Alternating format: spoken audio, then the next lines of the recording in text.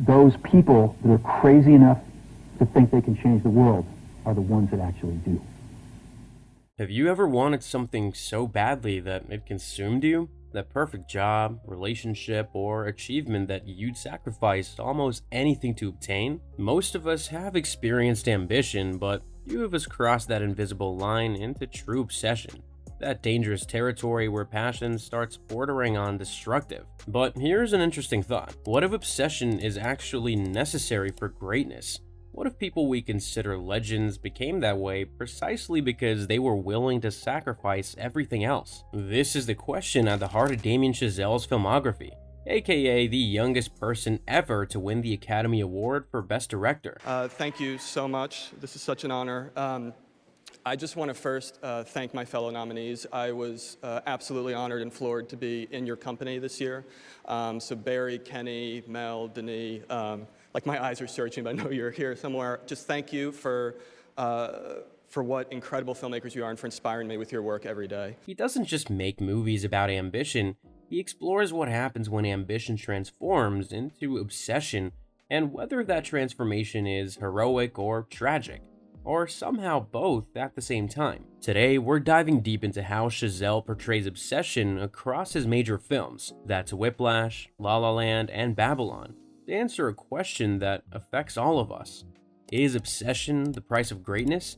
And if so, is it worth paying? By the end of this video, you will understand not just Chazelle's artistic vision, but perhaps something about your own relationship with ambition and what you might be willing to sacrifice to achieve your dreams. I've studied Chazelle's work extensively, from his breakthrough short film that became Whiplash to his most recent explorations of fame and artistry.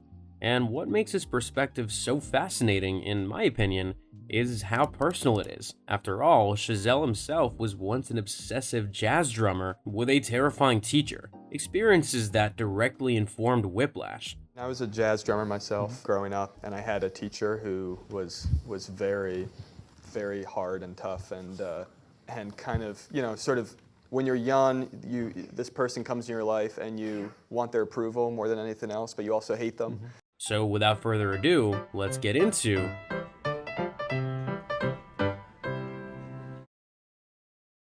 Let's start with a film that put Chazelle on the map, Whiplash. On the surface, it's about a jazz drummer named Andrew Neiman who wants to be one of the greats. For those who haven't seen it, Whiplash tells the story of Andrew Neiman, a first-year jazz student at the prestigious Schaefer Conservatory, and his relationship with Terrence Fletcher, a ruthless conductor known for his brutal teaching methods. Right from the opening shot, Chazelle establishes obsession visually. We see Andrew practicing alone in a dimly lit room, the camera lingering on his intense focus as drumsticks hit the skin. This isn't casual practice, it's devotion bordering on fixation. Chazelle's directing choices immediately telegraph the film's central theme, the thin line between dedication and dangerous obsession. As the story unfolds, we watch Andrew's character reveal his mindset. When on a date, he casually mentions choosing Schaefer simply because it's the best music school in the country. Why'd you pick Schaefer? It's the best music school in the country. A comment that visibly startles his more laid-back companion. Later, during a tense family dinner, he fully articulates his obsession, saying, I'd rather die drunk, broke at 34 and have people at a dinner table talk about me than live to be rich and sober at 90 and nobody remember who I was. Chazelle also introduces Fletcher, portrayed with terrifying intensity by J.K. Simmons, as the embodiment of the film's central question. Through Fletcher's now iconic line, "There are no two words in the English language more harmful than good job." Chazelle forces us to confront uncomfortable truths about excellence. What makes Chazelle's exploration of obsession so compelling is how he uses every filmmaking tool at his disposal. The editing becomes increasingly frantic as Andrew spirals deeper into obsession. The close-ups on bloody hands and sweat-drenched faces make the physical cost visceral. The color palette gradually narrows to mirror Andrew's increasingly singular focus. All these directorial choices serve one purpose: to place us inside the mind of someone consumed by obsession. The true brilliance of Chazelle's approach is that he never tells us who's right. When Andrew bleeds through bandages, breaks up with his girlfriend, and alienates his family, we see Obsession's devastating price.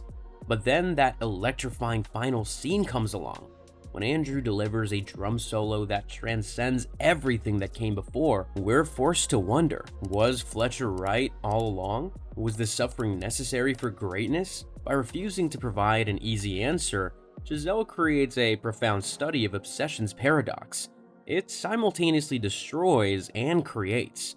Through precise directing choices and uncompromising storytelling, he suggests that perhaps legends aren't born from healthy balance and self-care. They're forged in fire, through sacrifice and pain. And speaking of sacrifice, this theme takes on a different, more bittersweet flavor in Chazelle's follow-up, La La Land. If Whiplash is about the physical and mental cost of obsession, La La Land examines its emotional price.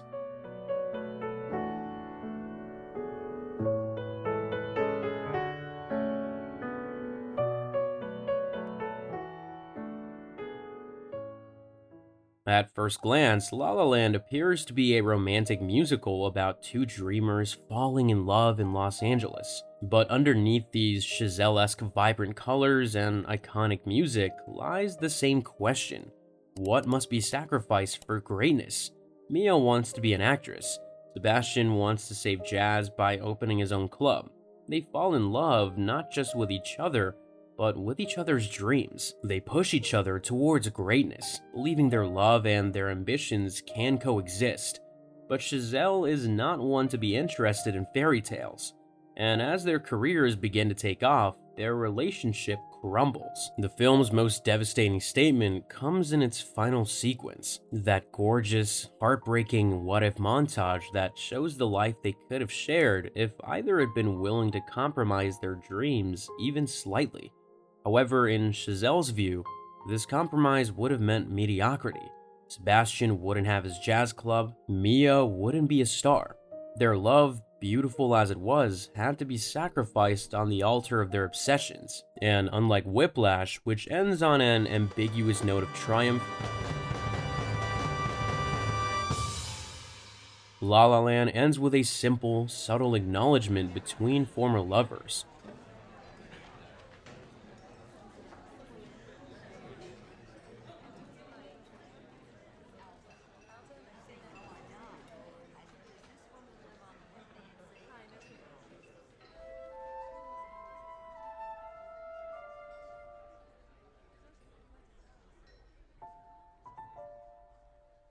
A nod that says, it hurts, but we both know we made the right choice. While Whiplash and La La Land show us individuals wrestling with their obsessions, Babylon widens the lens to show an entire industry, early Hollywood, consumed by collective obsession. And this is where I think Chazelle's exploration takes its darkest turn yet. There's one pet I like to pet. Babylon presents a Hollywood that doesn't just pursue greatness, it devours itself in an orgy of excess, ambition, and self-destruction. Through characters like Nellie Leroy and Jack Conrad, we see how the industry builds people up only to discard them when they're no longer useful. What makes Babylon super fascinating is how it shows obsession's aftermath. If Whiplash ends with triumph and La La Land with bittersweet acceptance, Babylon shows us the emptiness that can follow when obsessive dreams are actually achieved. Jack Conrad reaches the pinnacle of Hollywood success, only to find himself obsolete when the industry changes. There's nothing you could have done differently. There's nothing you can do. Your time has run out. So his obsession with staying relevant is ultimately what destroys him. Nellie burns so brightly and with such intensity that she inevitably burns out, unable to sustain the very qualities that made her a star in the first place. Unlike Andrew in Whiplash or Mia and Sebastian in La La Land, these characters don't just have a hefty price tag to pay for their obsession, they're completely consumed by it.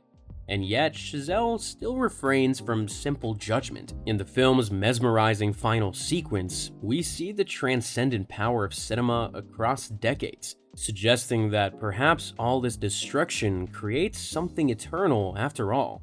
What connects these three films, beyond their exploration of obsession, is Chazelle's refusal to take sides. He doesn't tell us whether obsession is good or bad, He simply shows us its reality, that greatness and destruction are often just two sides of the same coin. All of his protagonists share similar traits. They're not just eager to succeed, they're consumed by it. And so they all lose relationships, stability, and pieces of themselves along the way. And they all reach some version of their dreams, though perhaps not in the way they initially imagined.